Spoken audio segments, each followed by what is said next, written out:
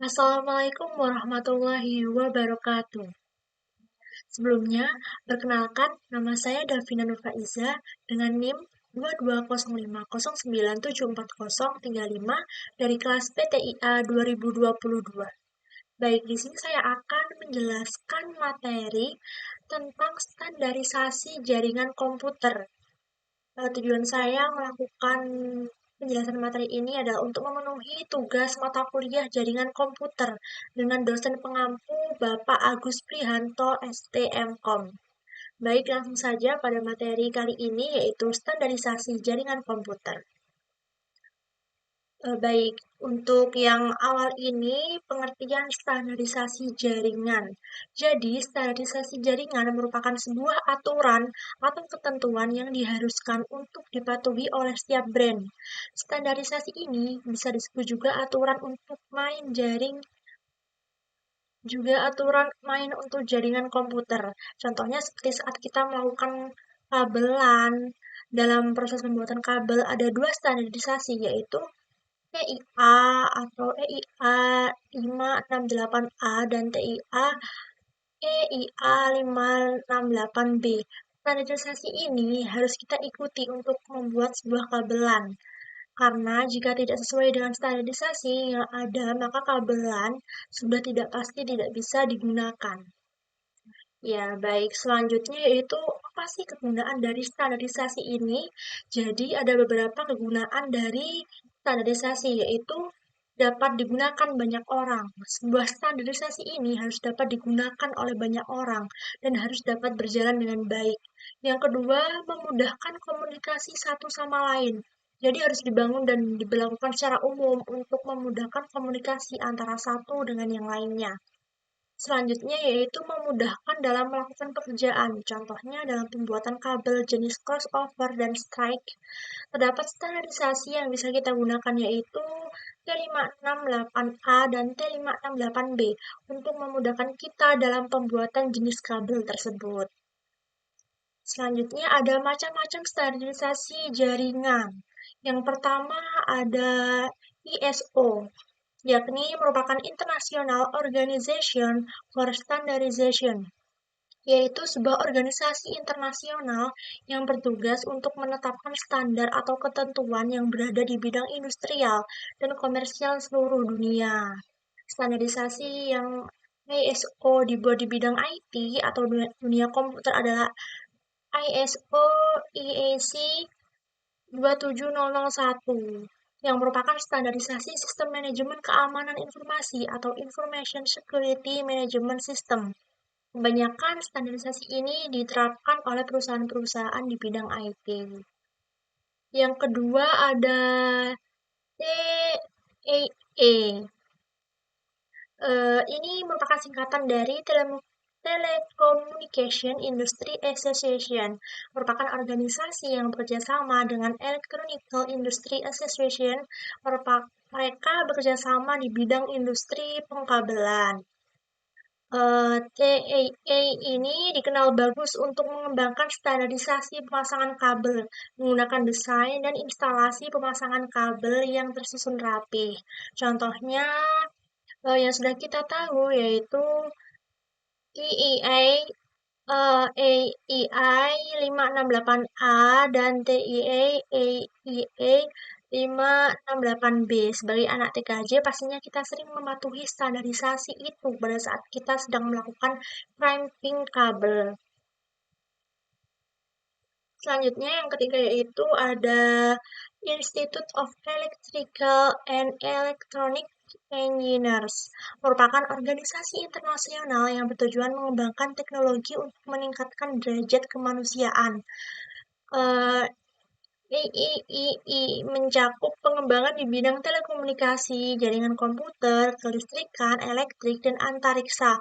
Contoh di bidang jaringan komputer yaitu ada beberapa ini yang bisa digunakan untuk Ethernet melewati akses LAN, lalu bisa digunakan untuk wireless dengan akses LAN atau Wi-Fi, serta bisa digunakan untuk wireless tetapi dengan akses WAN atau WiMAX. Baik, yang keempat ada ITU, yaitu International Telecommunication Union, yang merupakan organisasi bertujuan untuk mengatasi masalah telekomunikasi internasional. PBB menugaskan ITUR atau International Telecommunication Union Radio Communication Sector untuk mengatur penggunaan frekuensi radio secara global. Tujuannya untuk memudahkan hubungan-hubungan perdamaian, kerjasama internasional antar bangsa-bangsa, dan pembangunan ekonomi dan sosial dengan menggunakan jasa telekomunikasi. Salah satu telekomunikasi yang dibuat oleh ITUR yaitu APT, yang merupakan singkatan dari Asia Pacific Telecommunication. Ini merupakan organisasi pemerintah Asia Pasifik yang dibuat oleh ITUR. Yang kelima, ada IETF, yaitu Internet Engineering Task Force, yang merupakan sebuah organisasi yang mempunyai wewenang untuk mengatur dan membuat protokol-protokol standar jaringan internet. IETF juga merupakan organisasi yang merupakan protokol TCP atau IP. Ya, ini merupakan singkatan dari Transmission Control Protocol, dan IP ini merupakan singkatan dari Internet Protocol. Yaitu. Baik, selanjutnya yaitu C-layer adalah standar komunikasi yang diterapkan di dalam jaringan komputer. Standar itulah yang menyebabkan seluruh alat komunikasi dapat saling berkomunikasi melalui jaringan. Ya, model referensi IOC secara konseptual terbagi ke dalam 7 lapisan, di mana masing-masing lapisan memiliki fungsi jaringan yang spesifik. Model layer USI dibagi dalam 2 grup, yaitu upper layer and lower layer. Untuk upper layer ini fokus pada aplikasi pengguna dan bagaimana file direpresentasikan di komputer. Untuk network engineer, bagian utama yang menjadi perhatiannya adalah pada lower layer. Lower layer adalah intisari komunikasi data melalui jaringan aktual. Baik, selanjutnya ada TCP atau IP. Ya, tadi sudah saya paparkan, yang merupakan singkatan dari Transmission Control Protocol atau Internet Protocol. Ya, merupakan gabungan dari protokol TCP dan IP sebagai kelompok protokol yang mengatur komunikasi data dalam proses tukar-menukar data dari satu komputer ke komputer lain di dalam jaringan internet yang akan memastikan pengiriman data sampai ke alamat yang dituju. Arsitektur TCP atau IP tidaklah berbasis mode referensi 7 lapis OSI, tetapi menggunakan mode referensi DARPA. Seperti diperlihatkan dalam diagram, TCP atau IP mengimplementasikan arsitektur berlapis yang terdiri atas 4 lapis. Ya, selanjutnya ada standarisasi yang perlu diterapkan di era digital. Nah, sebagai contoh ini ISO 27001 menjadi salah satu standarisasi yang perlu diterapkan di era digital seperti sekarang. Perkembangan teknologi yang semakin pesat berbanding lurus dengan ancaman-ancaman keamanan teknologi informasi.